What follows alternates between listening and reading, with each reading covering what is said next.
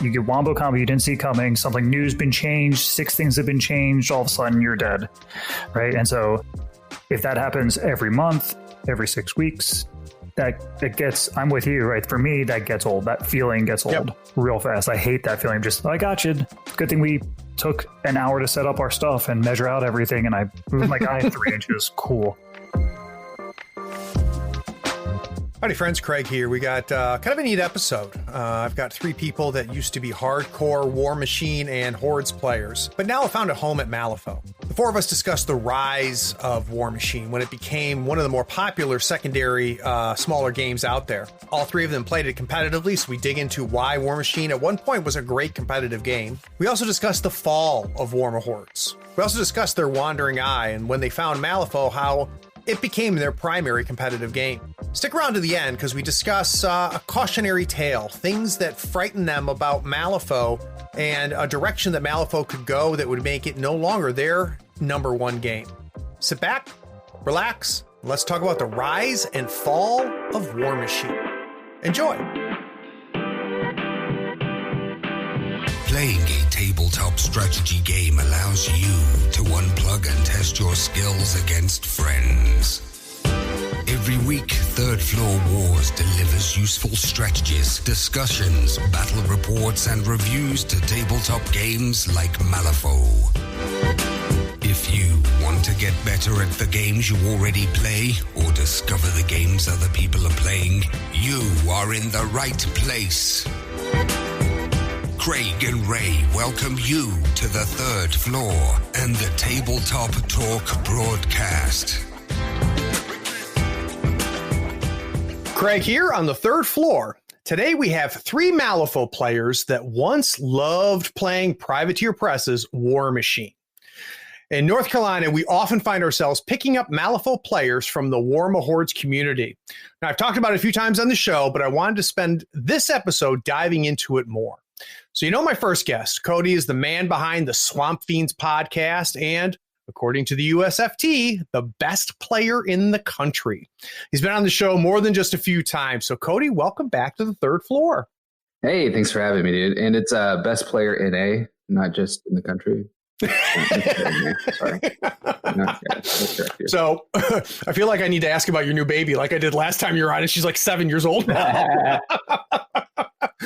But obviously I've been listening to Swamp Fiends. I know you've been playing some Foe and thinking about some Foe. Doing any other gaming outside of Foe? No, just picked up the Assassin's Creed. That's it.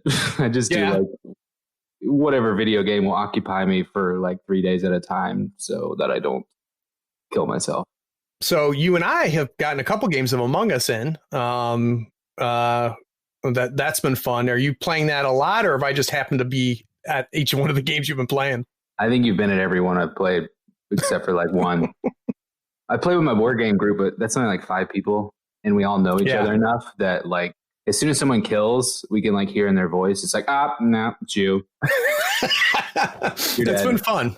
It's fun. It I get burned out. Like I'm burned out. I have no interest in playing it again, but I have a sneaking suspicion it'll be a game that I'll want to play again after a while, like after a cooldown. But I did like 2 nights in a row. I'm like, I'm tired of this game. So that's it. Nothing exciting going on in your life then. Is that what we're hearing? Sure. Okay. My second guest is Dave, and he's been on a few podcasts talking about Malifaux. He's a regular at our Camping for Gamers. So Dave, welcome to the Third Floor. Well, welcome back to the Third Floor. You've been here. No, it's my first time on the Third Floor. I've only been in pictures. Oh, sorry to the listeners. You've had to see my ugly face first. So Dave, let's find out how you got into gaming. So you knew nothing about tabletop gaming, never rolled a die, never picked up a model, and then suddenly you found it. So when did you find it? Yeah, I started off owning one of the initial BattleTech editions, but it was like a kid and there wasn't people to play with them, so I just owned it and like read the rules. And then and then in college, not HeroClix, but the Mech Warrior Clicks. I don't remember what they were called. But people were playing Mech Warrior Clicks, and it was like, this game's awesome. And then you go through the questions. Like our one buddy at camping just went through questions like, how long does it take? How much money is it? And I was in college, and the money just sunk me, right? It was like, this is more than $0. I'm out. And then when I had a job, I jumped into 40K, and then Fantasy, and then Warmachine, and now Malifaux. So cruising right through. Very cool. Very cool. And how long have you been playing Foe now? I started like a month or two before 3rd edition release, maybe 3. That's but right. Like right before 3rd edition. Yep. And you've been getting your reps in, man. I've appreciated how much you enjoy playing the game. And at some point, we do have to do our Salt episode. Oh, God. I was just playing Nathan. Speaking of Salt. Well, it's funny you say it because Nathan will be one of the guests. I've already talked to Nathan about it. So now our last guest is Brian. Now, Brian has never been on the show before. He comes from the Michigan Meta, 10th Under player, soon to be playing Explorer. So, Brian, welcome to the third floor. Thanks for having me, Craig. So, Brian, you kind of get credit. We've been tossing around this idea of an episode. Cody and I have talked about it a few times. Dave and I have talked about it a few times, but you're the one that kind of put the fire under my butt to make it happen. So I appreciate it. Not a problem. So how did you find gaming? I found gaming originally way back when I was in 6th grade. Oh, wow. Really? Got into Magic the Gathering a long time ago. So started with the trading cards. Made my way up to being pretty good at it. Was top in Michigan for a while. Left that when it became my life. When I got older. Then went into 40K and some other games for a while. Then got into, I'd say it's right in the middle of 2nd edition of Malifaux that I got into it. One of my D&D buddies happened to say, hey, I got this other game. Do you want to try one of these? I'm like, sure. The first one's free. Yeah, that's right. So between 40K and Malifaux, was there Warm Hordes, or where did Warm Hordes come into play? Warm Hordes was definitely in there for a very long time. It was the same buddy who had introduced me. That was another D&D excursion. He's seen some other different models that I had started to dabble with for some painting and go, hey, you should see these models. So I'd be curious, Brian, were you a person that played like one game at a time, or did you find yourself multiple games? Like you'd have a primary game, a secondary game? I tend to dive wholeheartedly into something for short periods of time. Yeah. When I started Warm Hordes, I started with Menoth. After my first game, I had half the faction. I know exactly what that's like because I'm stupid like that too. I do the same thing. But like, screw money. Money's for idiots. I'm going to get it all. So let's go to, I just recently was on a 40K podcast, and they had asked me to come on because they had just found Malifaux and wanted me to come on and talk about it to their listeners, and also wanted to find out why I'd stopped playing 40K. And I did a whole spiel about that with them. What was it that got you off of 40K? That is actually one of the toughest questions. Generally, I didn't like the people that were in the Michigan area playing. It got way too hyper aggressive, and the way everybody acted, everyone was basically dicks. So I got out of it. I didn't enjoy playing with those people and said, all right, I'm done. I'm going to go find something I can enjoy. Yeah, that's something that's common, not just to your area. I hear that all the time. The community didn't have anything to do with me getting out of it. I had a very good group of guys that I played 40K with, but we were small. We didn't really interact with the greater 40K community. It was just like five guys that beat the hell out of each other. And I didn't play it competitively, so I never really interacted with anybody other than those 5 guys. But I did mention on the podcast that one thing I hear on the show all the time, and when I'm talking to people, is they say, I left the 40K community and found the Malifaux community and could never go back, just because of the quality of the people in the Malifaux community. Cody, I can't remember. Did you ever play 40K? Yeah, a bunch. That was my first game. I found it when I was 11 at like a Boy Scout camp.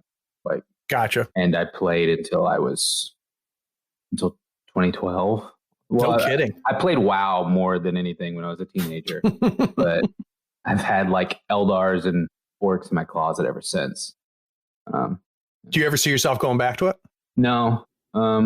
Well, I picked up 8th when 8th came out, and I played 3 games, and I remember immediately why I dropped it. Yeah, I feel like I have other friends that have done that too. They've gone back to 40K, and you play a couple games, and you're like, this is going to be great. And you play a game, you're like, oh yeah, not great. Pretty, not great. Yeah, and I talk about it when I was a guest on that podcast. One of the things I talked about is you get spoiled, right? It's kind of like a Malifaux or Guild Ball or some of the other modern rule sets kind of spoil you a little bit. And you go back to like, wait, I'm just going to sit here and watch you do your entire turn and pick my nose. And then you're going to pick your nose while I do my whole entire turn. It's hard to go back to it. Well, the specific reason that I quit was exactly one game, and it was for a reason that is a strength in both Warmachine and Malifaux, in that I played a game where there were literally 4 decision points in the game, and my opponent messed up 3 of them. I'm like, you only made 4 decisions this game. Like, deployment was a decision, and you messed that up. You obviously shoot your anti-tank guns into tanks, and then you obviously shoot your anti-infantry guns into infantry.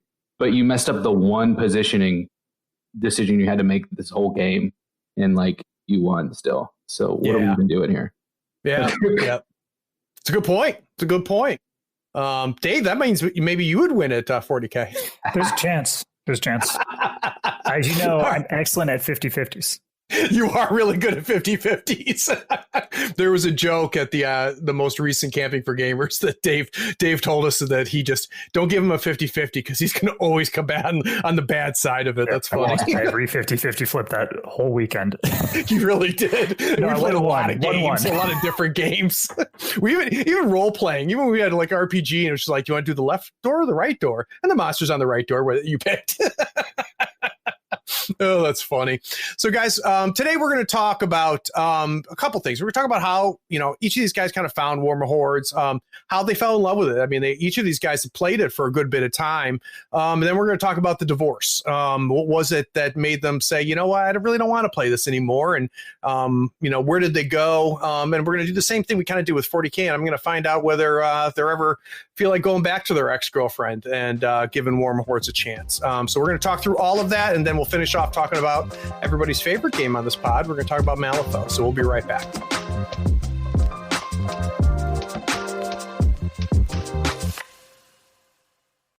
If you're an athlete, you know the greatest motivator of all is the fear of letting your teammates down. After all, a team is only as good as its weakest link. So you owe it to those wearing the same jersey as you to be your best every time you step on the field. That's why there's no vape in team.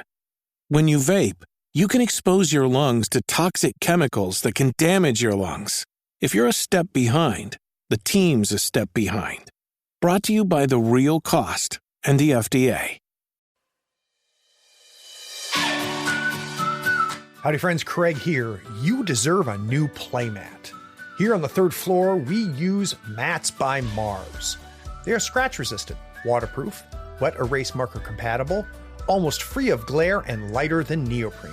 Mats by Mars gives you over 40 designs to choose from. You pick a mat, pick a design, and then you pick an overlay, like one for Marvel Crisis Protocol, Star Wars Legion, or even Malifaux 3rd Edition. Those overlays will really speed up your deployment and make the placement of objective markers so easy. Use our promotion code in the show notes to get a 10% discount on your first order. In the notes of your order, you can even request the 3rd floor logo on your mat for free. That makes the best mat in the business even a little better. So get some new mats, save yourself some money, and help support the show. Go to matsbymars.com. All the details are in the show notes, including the discount code.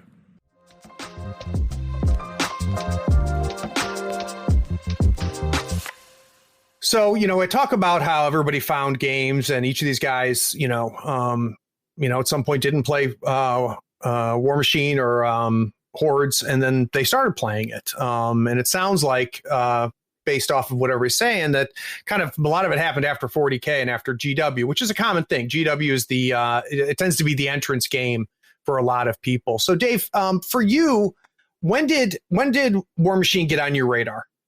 Yeah, Warmachine, I guess it's kind of the same story I'll tell about Malifaux in a little bit, but one game changed enough that I didn't like it anymore and started getting wandering eyes.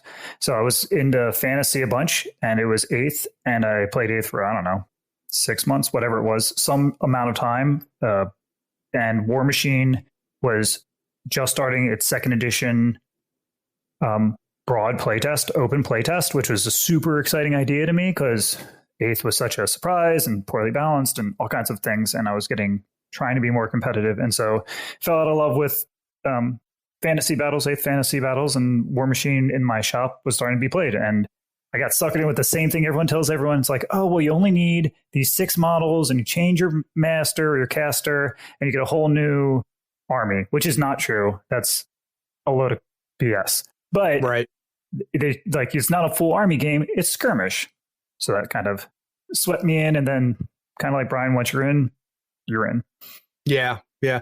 And what was your primary, what are they called? Are they called factions? What are they called? Yeah, factions. What was your primary faction? I tried to start with Legion, and then everyone told me how they were broken in BS. And I'm like, well, I don't want to play the broken BS faction that everyone hates. So instead I went to Circle, which is the Druids. And they are shifty, kind of surprise angles, little glass cannony. That's cool. And was the fact that it wasn't played a bunch that attracted you to it? Well, I liked the system. There was 2 systems. There's Warmachine and Hordes. I prefer big stompy monsters over big stompy robots. So I was into trolls, people that abused animals, dragons, or druids with werewolves and stone constructs. And I prefer werewolves and stone constructs. So it was kind of a lot of aesthetics, less than playstyle. Yeah. And out of curiosity, so what was it that you loved? So what kept you playing as long as you had played it? What did you like the most about it? Community. It's always community. If I lived in Pennsylvania still, I'd be playing 9th Age because my friends up there play 9th Age, and so Warlords had a good community in Pennsylvania. Then when I moved to Raleigh, it really flourished. Like a couple of my good friends down here that I still talk to outside of gaming are Warlords guys. So that and like the rule set was advanced for its time, right? Coming out of GW, when we forget it now, what was available 10 years ago or whatever it was 7 years ago was not what's available now. And so 3d6, getting to affect dice rolls by getting boosts and individual models having better shots and better changes. And it was a more tactical game. Like all those things were new and exciting, and having a feat and having win conditions was a big thing for me. So in fantasy, attrition was master. And then in 40K, there was always the out of killing the king, right? To killing the caster. And that was really exciting to me because you weren't out of the game if you started poorly or the dice went against you early. There was a shot. And I really like that. And that translates to Malifaux, where the win conditions are even more broad and exciting, right? But it was kind of a step by step, the industry has moved more towards better design. And I like that multiple ways to win. Dave, that's a really good point. And people do forget that when Warmachine really kind of started stealing players from GW, it was because they were leaps and bounds ahead as a rule set goes. And it's very easy to forget that now. Yep. Mm-hmm.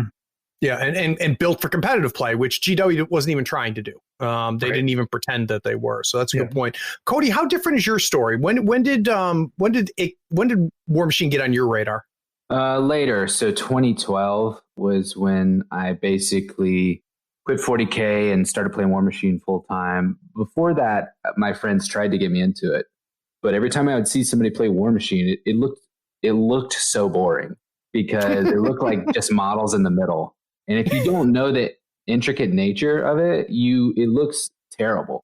But like once you learn it, I can't believe you're saying that because that's exactly my impression watching Warmachine being played. Yeah, but that's also one of the best things about it. Once I started to dive in, is it has no real game is recreated that sort of spectator experience to what once you know it, and you could be in a game shop watching people play, and you're like, you and your buddy could go outside and say, all right, what if he 2-hand throws this guy and then this guy pushes him and then he could no, that's only like an 80, it's only like a 30% assassination. And he's like, oh, well, what if he goes this way, he slams him this way, and then he tries to push it, like the creative freedom that exists within Warmachine was like incredible coming from 40K, where I just said there were 5 decision points. Right. And that's what really turned me off of the game. Going into Warmachine, there's hundreds, and it really gave you that's what set the hook. Yeah, definitely.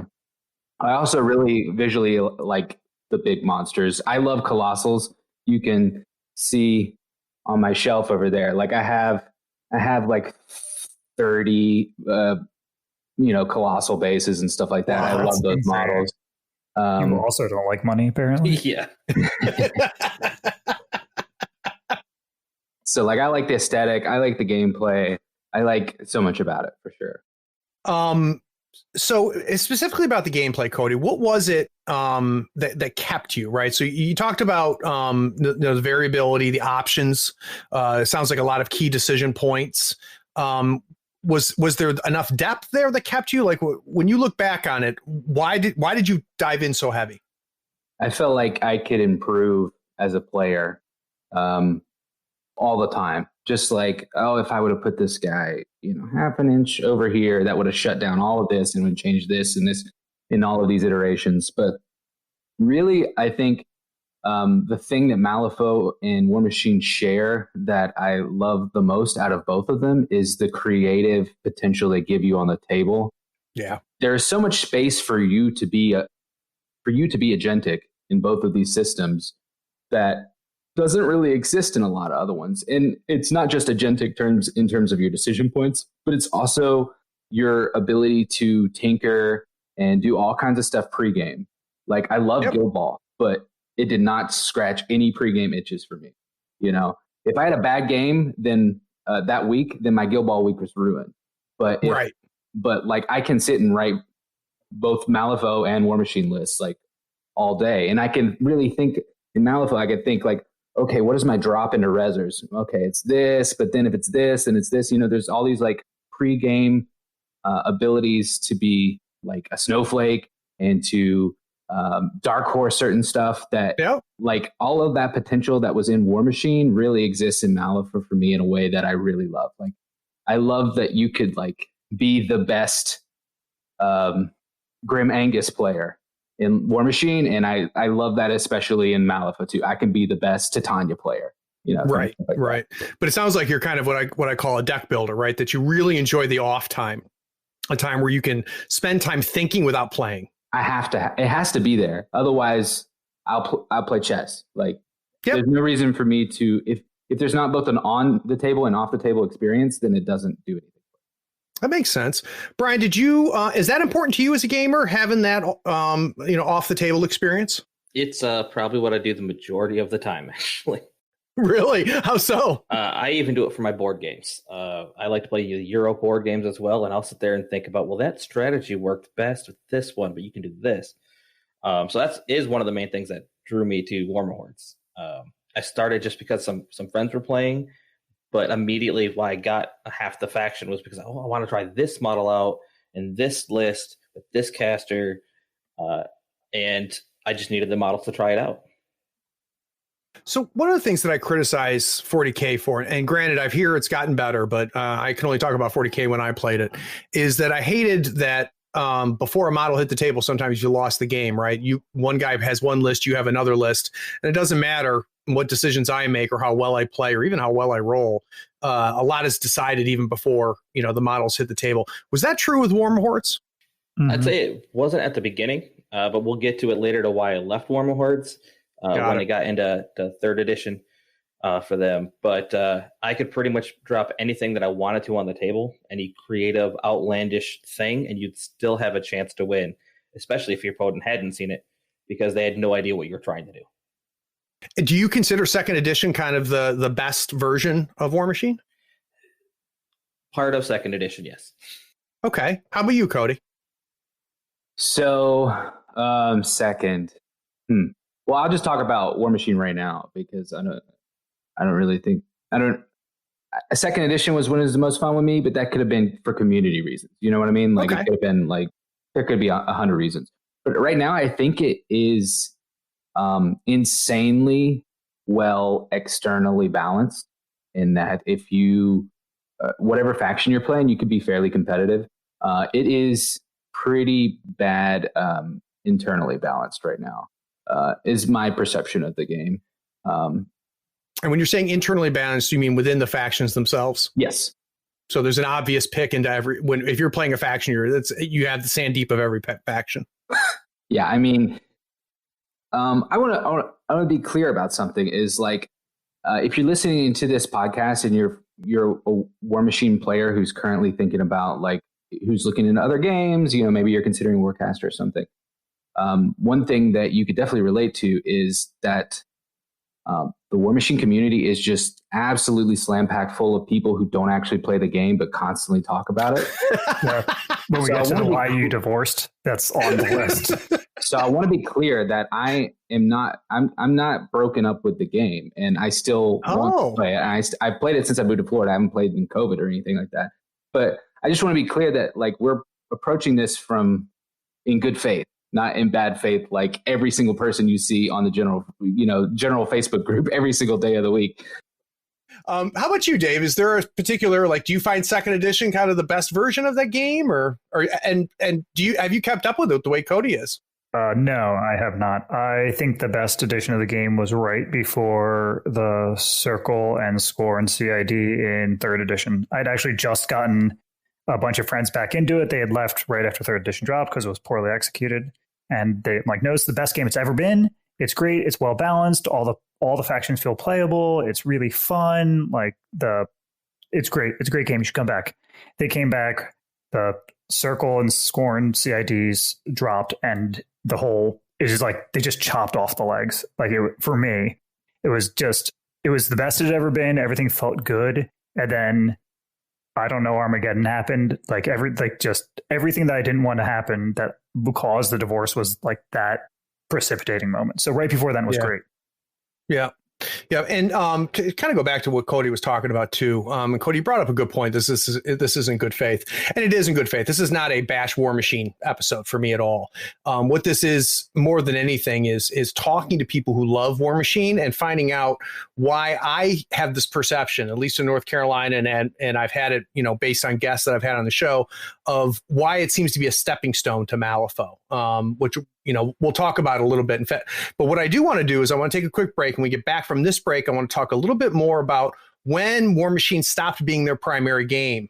So what was it that either stopped them from playing Warmachine or put it on the sidelines like it appeared to do with Cody? So we'll be right back.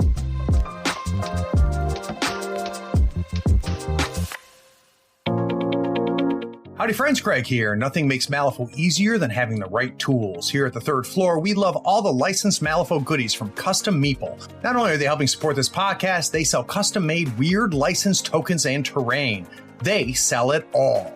Crew boxes, terrain, markers, tokens, and even a 3x3 full Malifaux board. Custom Meeple sells a complete M3E token set covering every marker and token you need to play. Custom Meeple are the source for the official accessories for Malifaux. Everything is designed by hand and authorized by Weird Games. Check them out at custommeeple.com, that's with one M, or follow the link in the show notes. Up your Malifaux game and be sure to tell them Craig from the third floor sent you. If you use the promo code Third Floor Friend, all one word, THIRDFLOORFRIEND, you'll get a 5% discount and help support the podcast. It's valid on everything except retail products and playmats. We now know that, these guys like the game. It sounds like Dave and Brian don't play anymore. Cody still thinks about the game, still has the game, and it sounds like would get a game in if we weren't in lockdown. But for some reason, they stopped, or it became a secondary game for them. So let's start with you, Cody. It's because it sounds like you had a soft breakup a little bit, where maybe Warmachine stopped being your primary game in your headspace, at least, and Malifaux did. What was it that that went sour in your mind, or made it so that Warmachine wasn't as much fun or fun enough to be your primary game? Yeah, I would say it's probably the same reason you broke up with 40K that you mentioned on other podcasts. It's just the rate of release became a little difficult to keep up with, and I played in the same area as Dave. So it really was shocking how healthy we got the meta. And as soon as the Circle CID dropped, it just ate everything. It was like brutal.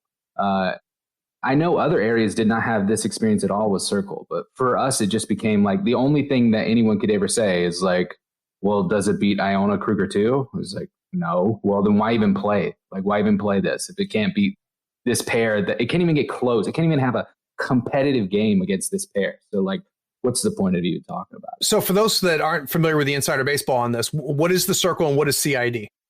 Okay, so CID is community integrated development process. It's basically open beta testing for all of their new releases.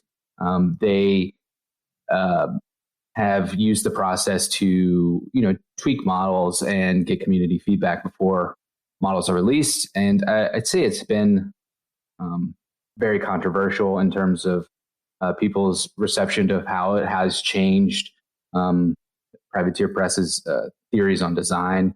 I think in general it has, I don't know, I don't really have a strong opinion either way. It just, some of the factions that have gone through it have came out like crazy. And like Dave said, it was just Circle. I looked at the forums when they came out and they had the most comments of any of the CIDs up into that date. And they were also the most obviously busted to us in a way that was, it wasn't just that they were busted, is that they were very unfun. And they fixed that. They one of the benefits of Warmachine is that they do errata and FAQ pretty quick. Yep. So one of the functions of CID, which is important to point out, is that they would touch old models, right? So, you'd go through a theme force, right? So say, I don't know, in this case, the Circle one that like kind of blew it all apart for us was like, there's these hungry savages that can turn into beast men, right? So the Tharn, and like all the Tharn models, they put out, I don't know, 6 or 7 new models. And then they updated all the old models, right? Or they touched all of them, right? So it made the whole theme force change. And so that's part of the benefits of CID, I think, is that they have a living game as much as it's a benefit and a curse, right? The benefit is your old models aren't dead because they're bad and are bad forever. The bad thing is that you get overwhelmed by too many things changing too quickly, which Cody brought up. And I also experienced during the time. It's just, they needed to make money. They put out 6 models and you like had no idea, and they put out another CID the next month. You're like, I couldn't keep up. It definitely affected tournament play. You never knew what rules you're going to be able to play with by the time 3 months came from then. Mm-hmm. And that's because you had one foot in playing the beta CID type stuff, and then you had to go back to what was non-beta and play regular stuff. I'm not quite sure I understand what you mean by that, Brian. You never actually knew exactly when they were going to officially make those into rules. They never gave it a hard date, like this will release on October 1st. You're going to get the Scorn drop for the CID. They always kind of kept that hidden for a while. You knew it was going to be coming out because it went out of CID, but you never knew when it would happen. So you had always kind of play guess, well, do I practice with all the CID rules in place and use those casters and those lists, or do I stick with the traditional? And that sounds, I think that would frustrate me. I shouldn't say frustrate. So I did not play a lot in the Malifaux 3rd beta. And the reason is that I am terrible in that scenario. I mean, we talked about why I left 40K is because the rules changed every week because they put out a new codex or a new chapter approved or something like that. And every time I've ever done a beta for a game, it was the same thing. By its design and by nature, it changes every week. They update stuff. That's the process in open beta. And I don't enjoy that process. I'd be curious, Brian, did you consider yourself active in the CID program? I did actually comment a lot. I played a lot of games back in Warmachine that, both sides against. I played 4 factions, so every once in a while I'd dip out of my main faction, which was the Protectorate of Menoth, to try some of the other CIDs, because I just really like to experiment and play variety. So I was on the forums a lot, and you would see a lot of salt most of the time when people were talking. But I think they did overall a good job with the CIDs in terms of trying to make sure they touched everything and you got to play with models. But it did end up leaving still, when they fixed some models, you'd end up, those models would tend to be a little better, and then you wouldn't play with your other models. Got it. And also there's, as Cody's mentioned before, I'm not sure on which of the billion podcasts he's been on at this point, but Warmachine is a game around matchup knowledge, right? You can get called out by some wombo combo because it's not exchanging activations, right? It's, you get wombo combo you didn't see coming, something new's been changed, 6 things have been changed, all of a sudden you're dead, right? And so if that happens every month, every 6 weeks, that I'm with you, right? For me, that gets old. That feeling gets old real fast. I hate that feeling. Just, I got you. Good thing we took an hour to set up our stuff and measure out everything. And I moved my guy 3 inches. Cool. Can you think of the specific time, Dave, where you said, yeah, I'm done? No, because it's like a real breakup, right? Like it's not like it's usually not one precipitous event, right? It wasn't like Warmachine cheated with my best friend or something, right? It's like, right. The game changed in a way that was super unfun, specifically around this Circle CID. And I played Circle, but I was trying to play something else because we had a lot of Circle in our meta, Cody, which I think is why we were super affected by it. And you just like, you couldn't beat this thing. And like, it just felt that in combination with a lot of designer brand. You know what it was? I know what it was. The moment they got me was there's a forum, right? Well, a pseudo forum on Facebook for Warmachine. And everyone was so upset. The broad spectrum of Warmachine players was really angry about the Circle CID because it was so badly done. It came out very overpowered. It wasn't fun. And then the whole community was complaining about it. And at some point, someone changed the title of the forum to like Lord of the Feast Forum or something, right? Whatever it was. It was something like someone, and they accidentally changed Facebook's rules where you couldn't change it back immediately. And the designers got so pissy that everyone was telling them that it was bad. And everyone in the not everyone, but the Warmachine community had this overwhelming negativity about it. So much so that like the published group in the forum had been changed to mock the terrible design. Oh. Like it was like the moment. And then put on that, then the designer's like, we're not wrong. You're wrong. Learn to play. And that was just like, that's like, I get it's a hard job. Like I really do get that. Like I could not be a designer. Balancing all the factors. People are whiny jerks. And like they say things that don't make any sense. Like the caster, that is the prime problem at the caster CD. When she first came out, someone said that she was bad because they had reduced one of her rules. I mean, like people are bad at knowing what's good and bad in the game, right? I get that. Yeah. But like you made a mistake. Not everyone that plays your game is wrong. You know what I mean? Right. Like, but I mean, it's tough, right? And it's why I question whether the CID program, I don't know. I mean, I don't know enough, but Cody, you and I have talked about designer head. It's something that annoys you and annoys me too. People thinking they know how to design these games, and quite frankly, they don't. And just because you're a player doesn't mean you know how to design these games. I learn every time I do an insider insight and I talk to a new developer, a new designer, I realize how much I don't freaking know about how to make these games. Do you think that, putting stuff out to the public on a regular basis like that and getting, feedback after feedback and acting on it, do you think that's smart?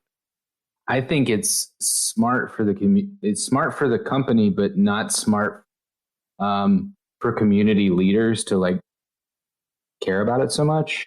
Like a lot of the thing I push back whenever this whole process has made me really wary of whenever people talk about OP stuff in Malifaux, because it's so bad for your community if all you do is talk about what's too strong and what's too underpowered, because then you're never getting to that point that I was saying that was like the best part, is that you're going in and you're feeling creative and you have something you want to test. You want to put this on the board. You want to see how it plays out.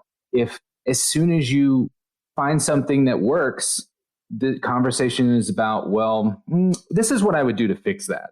Right. Actually, if his movement was one less, then I think that would be good. It's like, right. Well, like if that is all we're talking about, then that's like, we're losing what's fun. You know what I mean? We have no agency at all, right? There's no decisions for us to make anymore except bitch.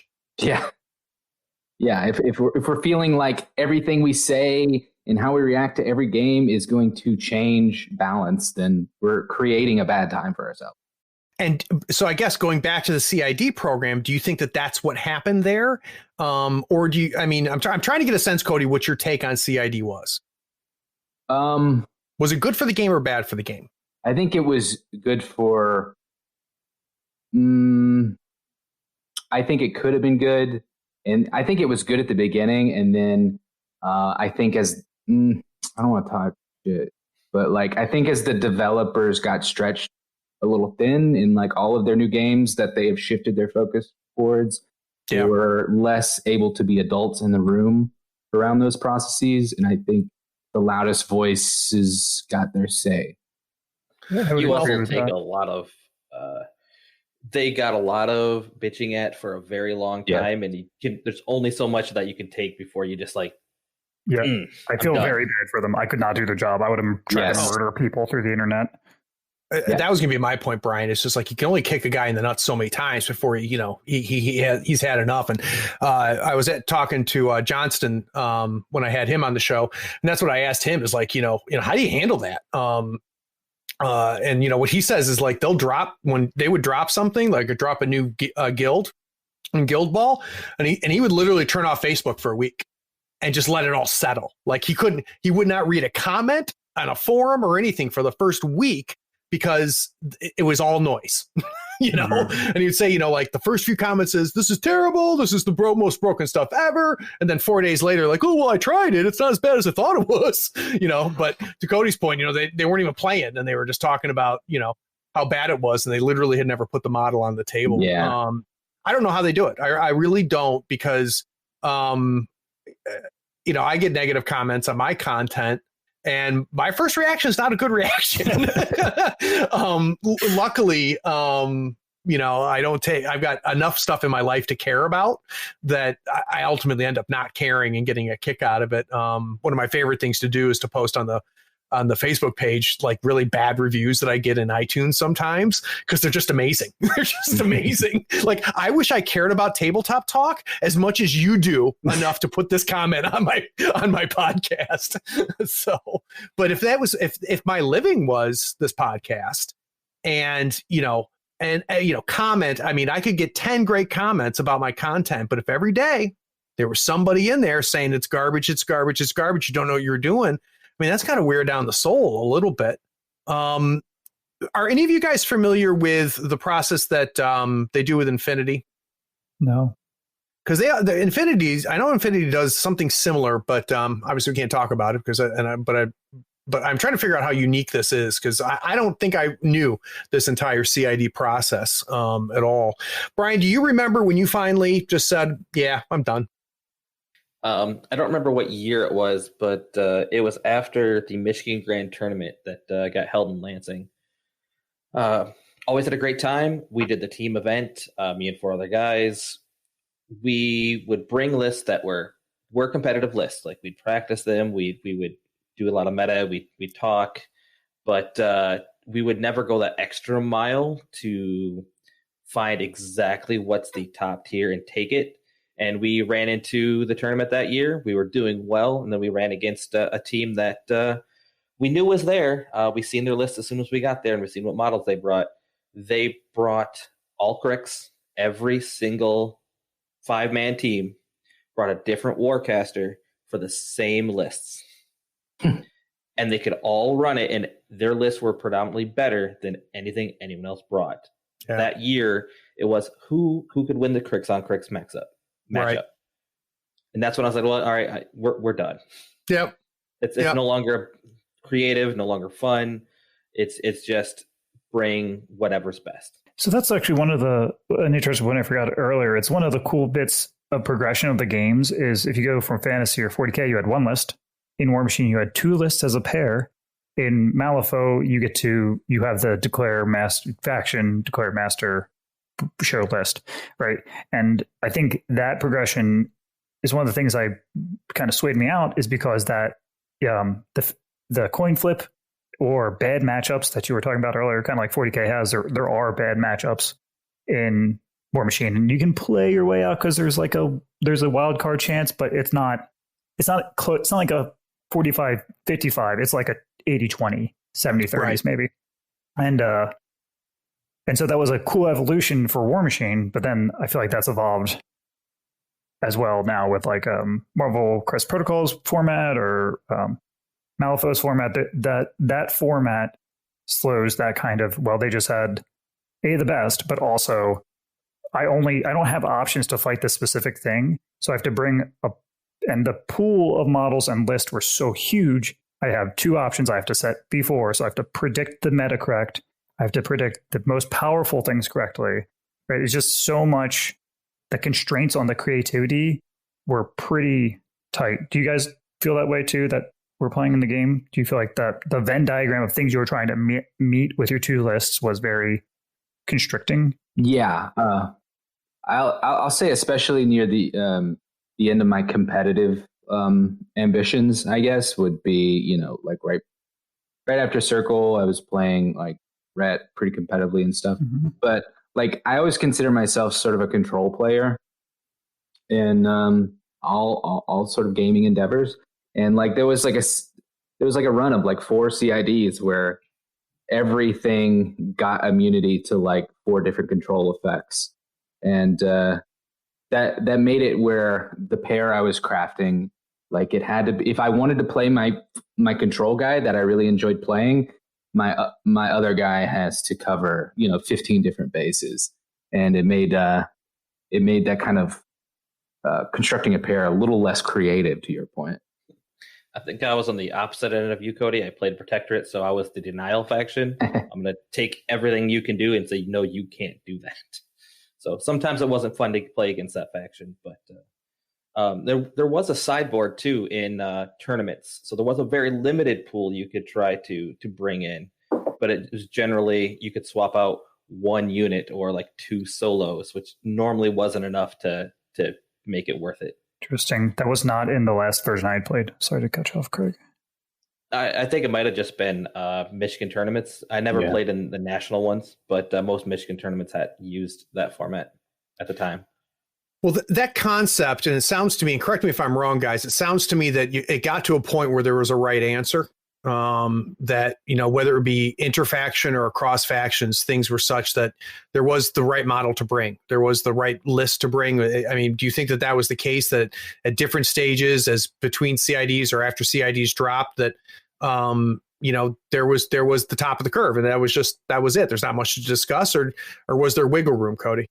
I wouldn't go that far. I think Dave said it well. I think Dave hit the nail on the head in that, a lot of the development cycles have really held your hand creatively in a way that can really damper enthusiasm. Right. I do think there was a broad enough power base that there wasn't a single right answer. Yeah. There was, maybe there was 5 like possible answers, but there wasn't 20 possible answers, or there was I don't know how many casters are in the game. Like there wasn't 50 possible answers. It felt like there was 5 or 6 really strong things and a couple of complements. You could try to dark horse something and catch someone with like a wombo combo out. I know one of my friends played stuff that wasn't popular, but he liked to play he played broad-based rounded lists, which is not the way Warmachine went, which made the community feel even more like there was a power, because it was playing rock, paper, scissors, right? It made the community feel like rock, paper, scissors. Then when CID came out, there was a new rock or new paper or new scissors. And so it was just the best at that form. And there was less there was no combo. There was very few combo lists. It was rock, paper, scissors, new rock, have to go buy the new rock. It's kind of how I saw it. Does that make sense? It makes sense to me, Dave. I'd be curious, now that you're looking back on it, it's been a little while since you've played, what do you miss the most about Warmachine and playing Warmachine? I don't know. I miss the specific group of people that play Warmachine that I don't like. That's what I miss about 40K, is the people I played 40K with. That's funny. How about you, Brian? What do you miss? I actually really liked some of the models. I got into Menoth because it was a very fire and brimstone theme, and I could paint some great colors. And then I picked up the Crucible Guard, which eventually was amazing to paint. I still play with the same people, but now I have to play Malifaux with them. Right. So I don't miss them. But generally, some of the models, even though some of the factions they brought out weren't really in theme. Yeah. How about you, Cody? What do you miss? So I'll never get rid of my Warmachine models unless unless something crazy happens. Because to me, it is still the best like army scale game. You can debate whether it's an army game or a skirmish game, but to me, it is an army scale game. And there's an itch, like a model train sort of itch that comes with like deployment. And, you know, I have all of my models, I've painted them up, and I'm lining them up on the deployment line. There is like this itch that it scratches that skirmish games definitely do not scratch.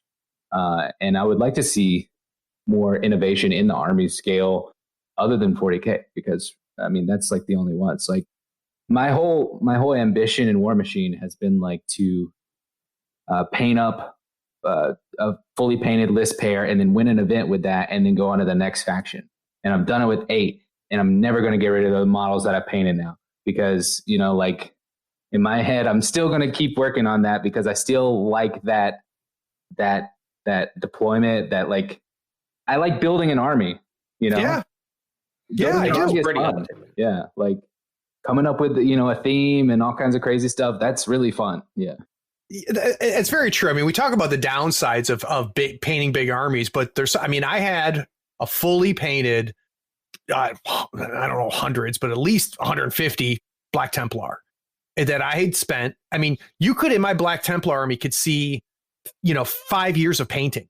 And what was cool is you could see the ones that I painted year 1 and year 5. And like, I could see the progression of my abilities as a painter in my Black Templar army. And the same thing with my Necron army. And when they were on my shelves, I've sold them since, but when they were on my shelves, they look freaking cool. Like just a swaths of robots, swaths of Marines. And Cody, you're right. It's cool, you know, instead of a 3x3, on a 4x6, and you know, you've filled up your deployment zone with models, and they've filled up their deployment zone, and you've got 120 Tyranids, you know, coming at you. That's skirmish games don't have that feeling. So I can get that. So guys, let's take a break. When we get back from this break, I want to find out about the jump. So what was it about Malifaux that attracted them, and what has kept them? We'll be right back.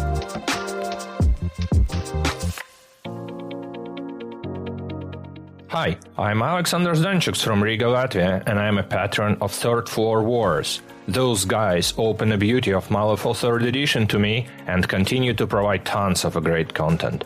You can support them too. Follow the links in the show notes below or search for Third Floor Wars at patreon.com. What is it worth to you to get this podcast on a weekly basis? Is it worth $1 a month? $5 a month? $20 a month? If you'd like to help support the work that we're doing here on Third Floor Wars, please go by our Patreon. We're at patreon.com/Third Floor Wars. There you can pledge at any level, any dollar amount. Whatever you give us will help us put out quality content on a regular basis and hopefully make tabletop gaming a little bit better for you every week. Hey, need to give a special shout out to some of our newest patrons. A big thanks goes out to Bob Fletcher, Old Doc Fulton, Joseph Pye, Loke Walmo, Nicholas Prinzing, Dareth8952, Sven Hoffman, Mike Schmidt, and Peter DeArmas. The only reason we're able to put out content on a regular basis is because of you guys and gals. Thanks a ton.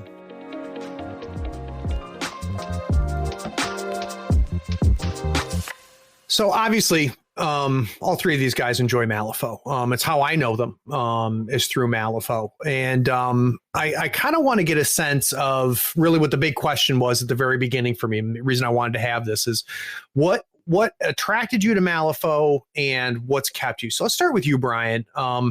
What piqued your interest? When did you find Malifaux? 5 games in, when did you decide, you know what, this is going to be my primary game? So it was at the very tail end of a 2nd edition for Malifaux. I tried to learn it with just me and a buddy of mine, but nobody up here played it. But when I loved the aesthetic of the 10 Thunders, I had been to Japan in my life. I've traveled, and I was like, all right, I'm in love with that. We're going to pick these up. To me, it was like a Euro board game because I'm a huge board game person, and so many options and so many ways to victory. Yeah. None of them are actually wrong, but some were definitely better in the right moment. So that's the biggest comparison I had when I started to play. I'm like, yes, this just works on so many levels for me. And has that aged well, Brian? So you've been playing now for a while. Do you still feel that way about Malifaux? I definitely still. It's constant, even though I can't play in person. I do play in Vassal when I can. And then it's still constantly, I have a couple buddies and we have an active chat where we're just constantly talking about just list building. And well, what if you bring this? And now it's because I knew I wanted to get Explorers for a long time because I love McCabe. And I was like, I already got one Masters. That's how they get you, man. It's so smart. One of people listening don't know this because they don't know Dave, but one of the things Dave loves like calling out is how these different miniature companies hook you and how they get you. It's so smart. It's such good marketing. It's so smart. It's really funny. It's really funny. So Dave, how about you? When did Malifaux get on your radar, and when did you get hooked? So I started shopping for a new game, as we kind of discussed. Malifaux.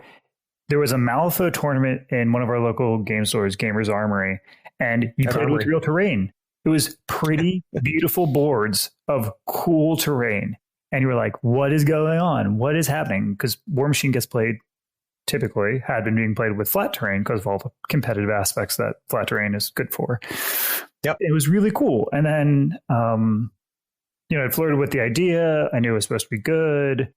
Cody was playing locally. He had been talking to another guy locally, so I knew that there were players, right? So an important part of any game to get into are there players? Back to when I first started, when there was BattleTech and I had no one to play with, right? I learned that lesson early. You need people to play with. And so there was players.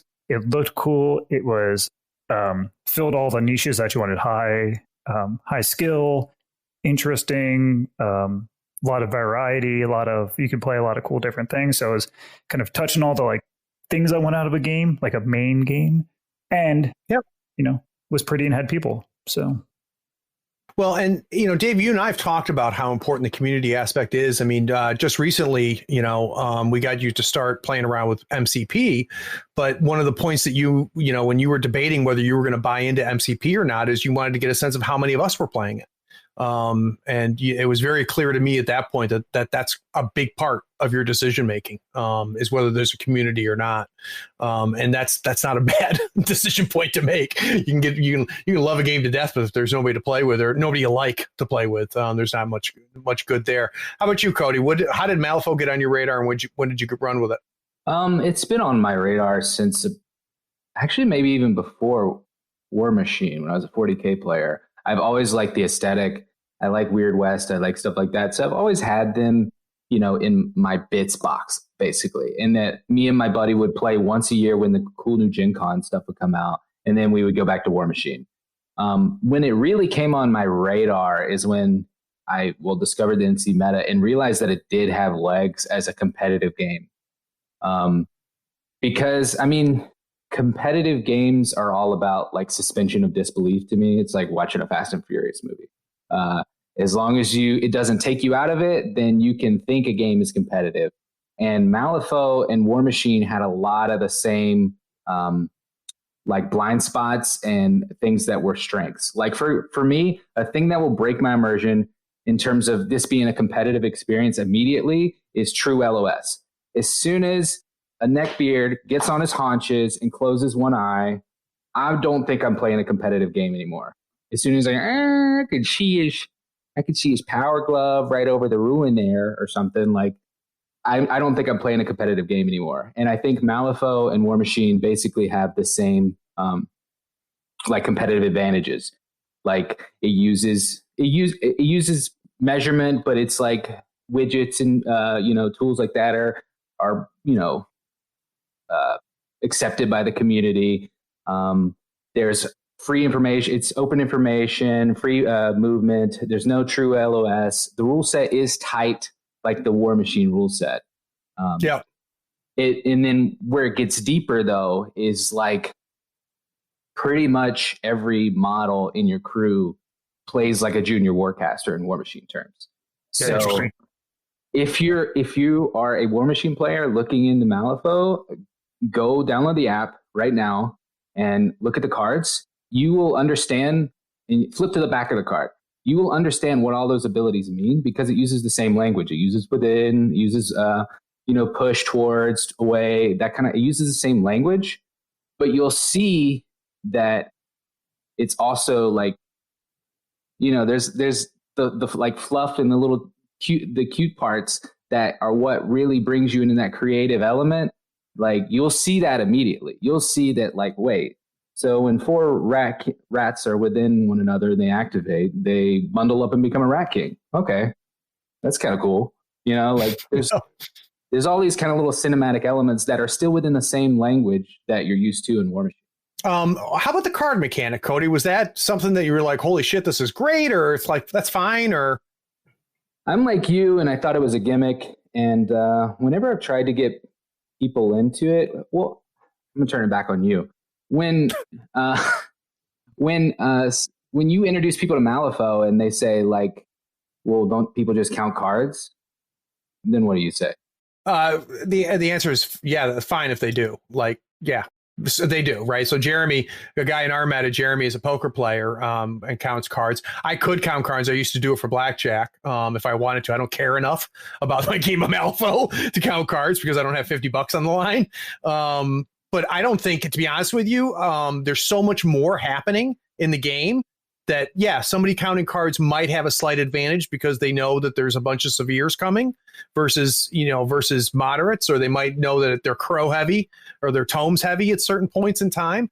But I don't think that dominates their ability to win. Does that answer your question? Yeah, I mean, I agree. But you're a better salesman than me. In Warmachine terms, right, you know what the odds are to roll up whatever 7 on 2d6 and a 10 on 3d6, right? So if you know that you have a hot deck coming, and if you can manage to keep all the model straight, all the positioning, your deck and their deck correct, sure. But all it is like doing dice math, because cards there's so much variety in cards. Like the variance is so high that you're just making probability assumptions, and that's no different than doing dice math. Well, 100% correct. And the pool of possibilities, right? So it's not only the values, but it's the suits that are going to matter as far as the cards are concerned. I do love, and you've heard me say it a million times, I do love having a deck memory. I love the fact that if I go through my deck and you go through your deck, we ended up all flipping the same cards at different times, which can't be, is not necessarily true for dice. But you still kind of have not answered my question, Cody. Like, how much does the card mechanic matter to you? Not super much, but I don't care about dice either. No one ever asked you that. Like, when's the last time you asked a Warmachine player how you feel about dice? It's like, what do you mean? That's just what I do to make attacks. And it's like the same to me. It is weird that the more you play Malifaux, the more you develop this like weird muscle about whenever something goes bad, you're like, oh wait, what do I do about that? Because in this game, you could cheat fate and get yourself out of sticky situations a lot of the time. And it develops like this weird muscle where you're like, oh, wait, what do I do now?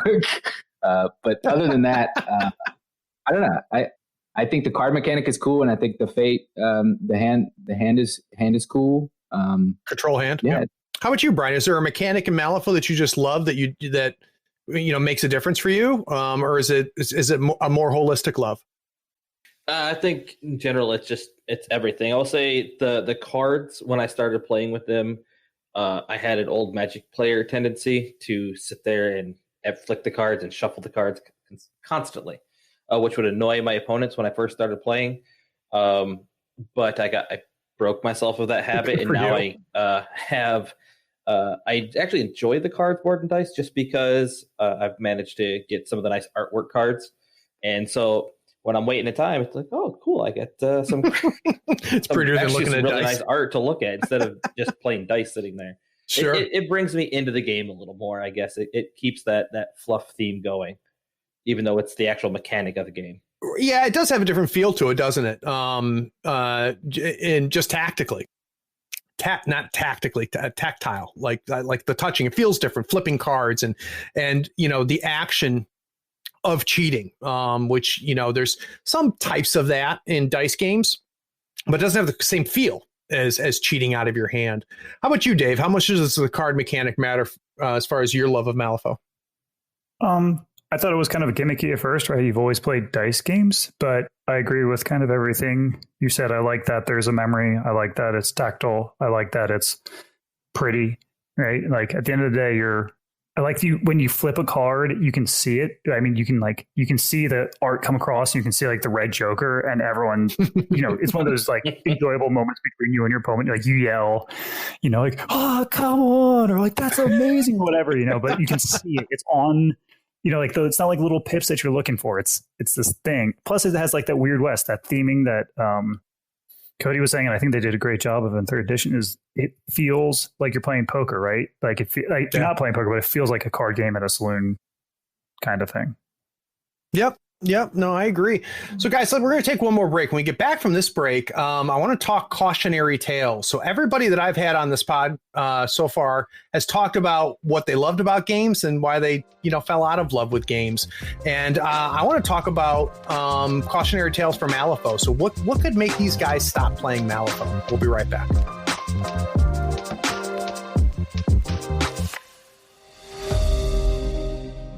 Howdy, friend. Craig here. Is this episode making you realize you need to buy some models? Gadzooks Gaming is my favorite online retailer because of their large selection, killer prices, and great customer service. Don't you hate buying an entire crew box when you only need one model? Gadzooks sells crew box models individually and saves you a ton of money.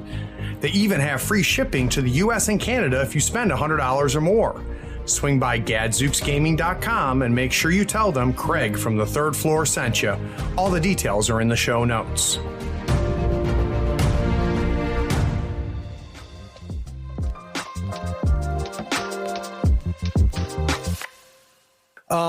So every one of these guys has played a game, invested in a game, painted a game, played a bunch of the games, and then they stopped or put it on the shelf for a period of time. Right now, they're all playing Malifaux. So seeing games come and go, Dave, is there anything that concerns you either about Malifaux right now or something that could happen that could potentially impact your love of the game? Yeah, I think I would just warn against the dangers of designer brain and saying models are bad, right? At least for me and Cody and the rest of us have kind of said, a lot of the fun is derived from the creativity and the joy of finding solutions, both on table and in list build and with the new strats and schemes. And especially the community leaders, but if the community comes out and new people come in and say, "I want to play Death Marshals, they look cool," don't do that. They're crap. Play Sand Deep, play Colette. They're the only good things. That will kill the game. That will murder the game. And if that's the style of thing that we put out as a group, that's what drove me out of Warmachine. I'll speak personally. It's what drove me out of Warmachine. It was starting to drive me out of Malifaux a month ago. It's why I was playing MCP with you and was looking at God tier, is because I hate that. Utterly hate it. And I don't think I'm the only one. No, you're not. You're not. I mean, we have to be stewards of the game as players, because I could not agree enough with you. And I joke on the podcast all the time. I talk about this model's broken, that model's broken, and stuff like that. It's part of my shtick. Spoiler alert, I don't hate Arcanist as much as I pretend I hate Arcanist. It's a joke that's been a long running joke. In the same way that I'm bad at the game, but not as bad as I talk about as part of my shtick too. But one thing that you don't see me do on this podcast, and I don't think I ever will, is a tier episode where I talk about what's S tier, what's tier 1, what's tier 2. The closest I've come to that is I've had some segments where they say, I had, I think in one of my guild deep dives, I said to the guys, what are some things that are a guild struggling with? What are some things that can help? But I agree with you, Dave. It sets a bad landscape, especially for new people. Especially for somebody who comes in, to use your example, and goes, "Wow, I was at the game shop and I saw those dudes with their flaming heads on the coffins. Those look awesome. Who can tell me about them?" And 5 people go up and go, "Don't waste your time. They suck."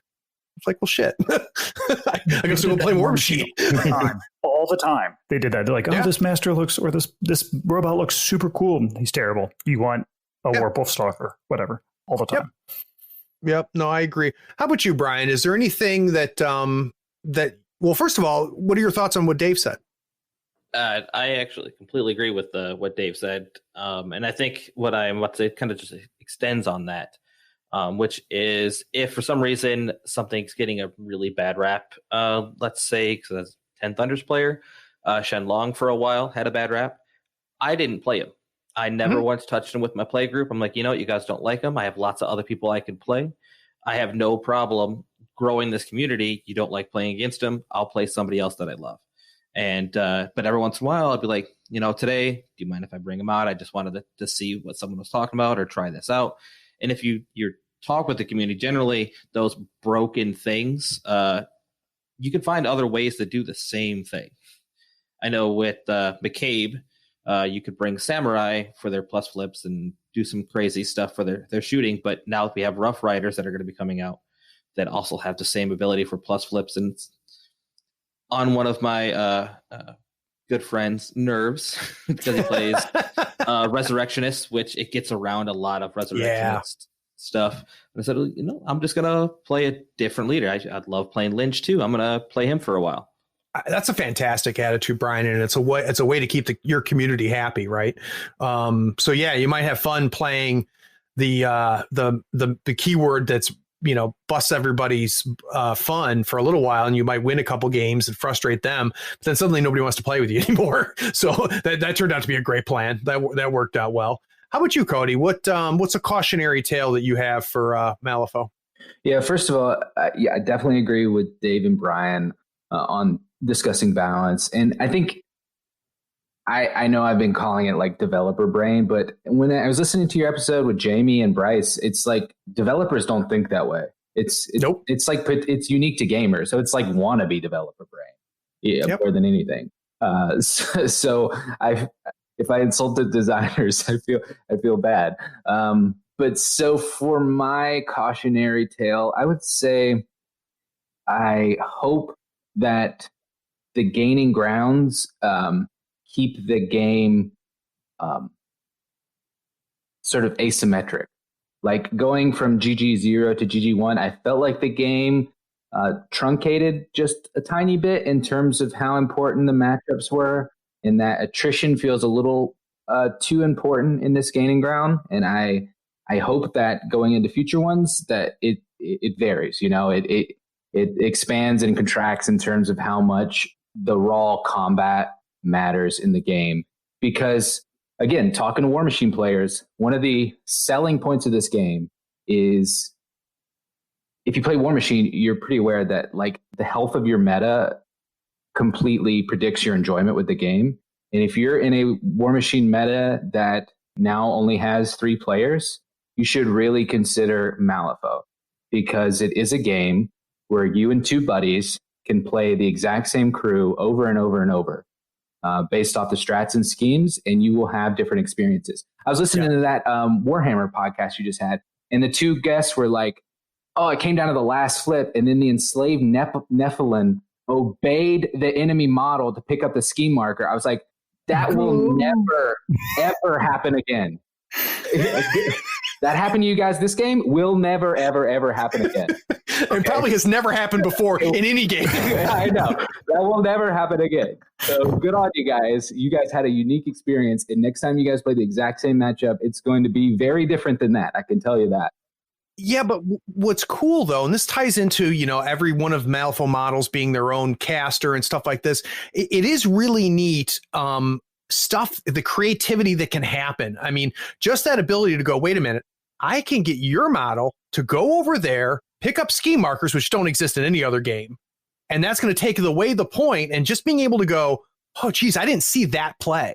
And maybe you don't think of that play when you played the game, but you're having beers afterwards and go, dude, why didn't you just have your Nephilim obey my model to pick up the marker? And you're like, oh my God, I wouldn't have thought of that. And then you can't wait to play again. You can't wait to build a list around your enslaved Nephilim and cause that to happen. And that is something unique to Malifaux. And Cody, one of the things that I talk about, and I'm going to oversimplify things a little bit, but I would like to see, here's what I'd like to see happen, or one metric I'm going to use to measure Gaining Grounds Season 2. I consider Gaining Grounds Season 2, when it comes out, to be a success if there, in every faction, and ideally even in every keyword, we have 1 or 2 models that never saw play, and nothing changed on the models, And suddenly, because Gaining Grounds Season 2 comes out, suddenly these models get play, because that tells me that they've changed what matters in those Gaining Grounds. And I think that would be huge. Do you agree? Does that capture what you were saying or no? Yeah, definitely. But yeah, I just want to make sure. And even to that point, I mean, that's like a little less, I don't want there to be any perfect solutions, if that's not what you're trying to say, but that's the way it sounded a little bit. But like, as long as it keeps distracts and schemes keep being so, providing multiple win conditions, then the game will continue to flourish, and you'll be able to keep having this experience where I can play Dreamer versus Lucas McCabe 20 times, and we're going to have some different results. Different games. Yeah, definitely. So Brian, as we wrap up, do you have any plugs or shout outs you want to make? I guess I do. It would be to James Hahn, who stepped up to be the actual henchman in the Grand Rapids area. And then to my buddy Robert Weiss, who was the only one with me for a long time trying to really get people into the game. And it took some hard work on our behalf to really actually get people to play. But sadly, right before COVID happened, we were actually going to host our first big tournament up in Michigan. We had people from Canada and Ohio all coming up, and right before it happened, everything shut down. That's looking to get back to that eventually.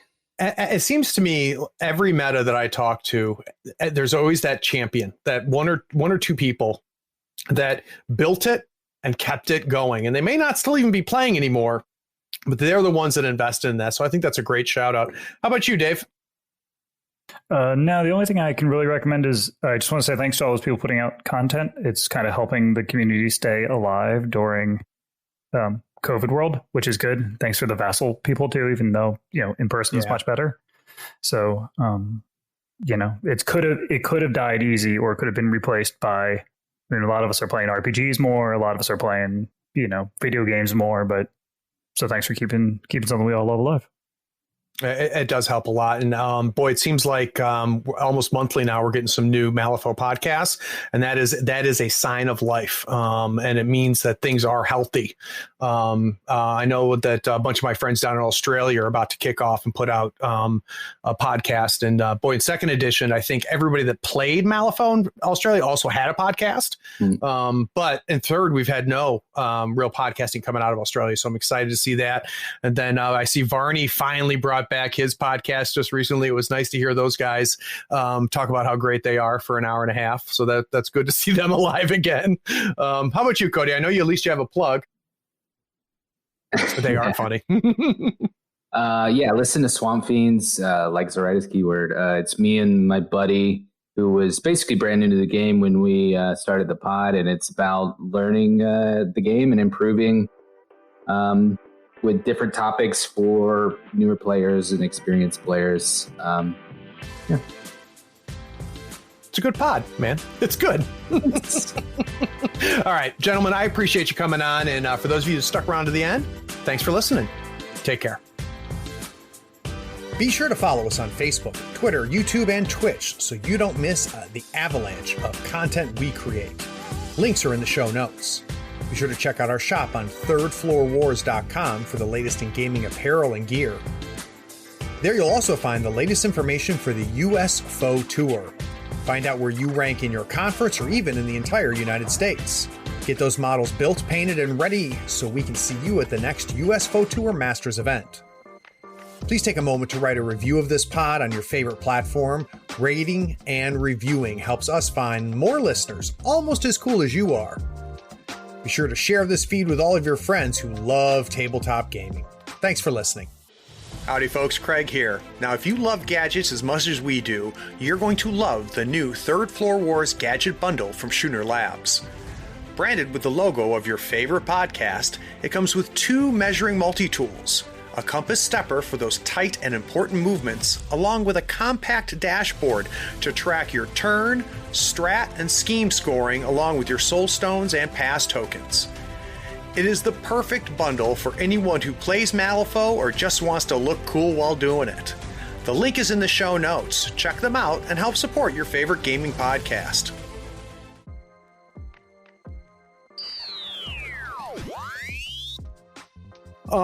So in this conversation, I'm now not in love with the last segment. Because we've kind of, I don't know. I don't feel like there's anything to talk about. So we got two options. Make this the last segment, and I can double up on an ad, which is no big deal. Or can you guys think of something else for a new segment? I'm not looking at the sheet. What is? Let me get it. So that's the next segment. Go ahead. So the next segment is why Malifaux. So we're going to talk about, what brought you into Malifaux? What do you like about Malifaux? We'll talk about the differences, what Malifaux has that Warmachine and Hordes didn't. And then the one after that was going to be what else? So we're going to talk about other games that we haven't discussed yet. But I feel like, I don't know. I mean, do you think that's a discussion worth having? No, I don't either. I just wrote notes, and the only thing I had was I play board games to get Yeah. it. So the only thing I was going to bring up is I feel like Malifaux is starting to stumble into the pitfalls that Warmachine hit, and I don't have a sensitive, good way to say that, but I also don't want to be driven out of this. I don't want to feel like I'm driven out of this game as well. I got the segment. Do you know what I mean? Yep, I know exactly what the segment will be. Yeah, that's perfect. Perfect. And Dave, it was specialist that you could do it. It was ADR. It was like only if you're doing the ADR. ADR. Yeah. We used it in some of our Michigan tournaments just because of that. You didn't want to lose. Yeah, but ADR always had the best faction anyway because it was the one just released. So it's the same bullshit. Yeah, I love ADR. It was cool. We used the cool specialist rule, but we didn't use the ADR. So we allowed, I think it was everything but the Michigan GT. It was all our local tournaments. We said you could bring this many points worth of models and sub it in at list creation. You can see what they're trying to do. And it had cool, we're going to try to encourage you to play these other masters that you normally don't. A lot of stuff, it had an idea that you like, that's cool, that you can see what they wanted. And then the execution, or at least the intake of that idea, just missed. Didn't happen. All right, I'll bring us back. General Facebook group every single day of the week. But what was your question? So it was when was your favorite time of Warmachine? What was your favorite edition? Oh. You said second. You kind of answered it, and you went on the right-hand thing. Okay. You said something right before I said that, though. That I thought it was very important to say my preamble before I said it. Oh, just in case anybody wondered whether you edit your podcast or not. Oh, boy. All right, so I'm going to kick off to Dave because all that's going to get edited out. You remember what you were talking about yet, Cody? No fucking clue. What the fuck? You said something right before I said that. And I just thought it was important to say I don't know, man. That caveat before I answered your question. Your good faith thing was a good call out, though. Yeah, it is. I still have all four of my factions just waiting to be played. Yeah. I still own all of my minions, all of them. It's so much money. You said, is there an obvious right choice? And I was going to say that just, we're doing all this in good faith, but in the most recent world tournament, there was one master that was brought on every single team that could possibly bring that master. Yes. Got it. That's actually one of the things that why I left is after one of those type of tournaments. Yep. So obviously there's some internal fuck ups. Yeah. And it's yeah. I'm getting Dave going. It's sad because it was so good. Okay, hold on. We're gonna record here. Hold on. So, all right, Dave. I'm probably gonna start with you. And we kind of, on the how you found it stuff, these are just these three questions are more for me than they are for you.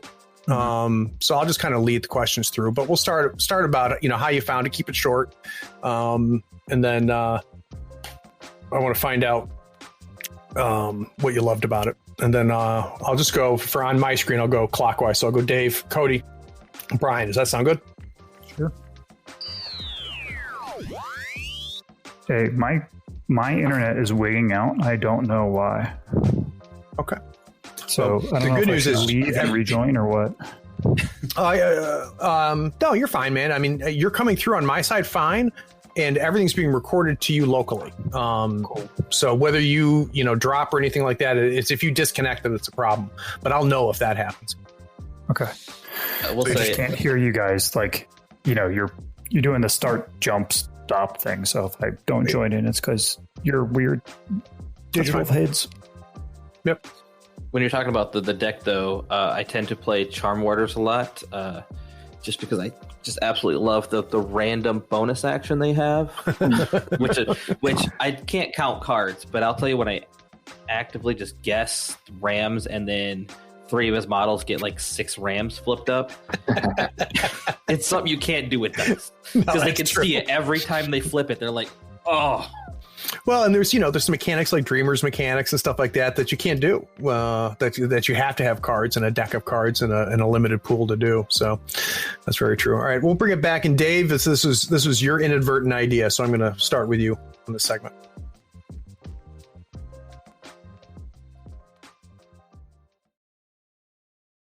Hey, are you still here? Look, the podcast is over. And you sat through all of the breaks and bloopers? Well, I mean, if you're here, you might as well run over to patreon.com and become a supporter. Don't forget to rate and review this podcast too while you're at it, on whatever platform you're listening to. I do appreciate you sticking around. Take care. Dude, I bought some shoes from a drug dealer. I don't know what he laced them with, but I was tripping all day.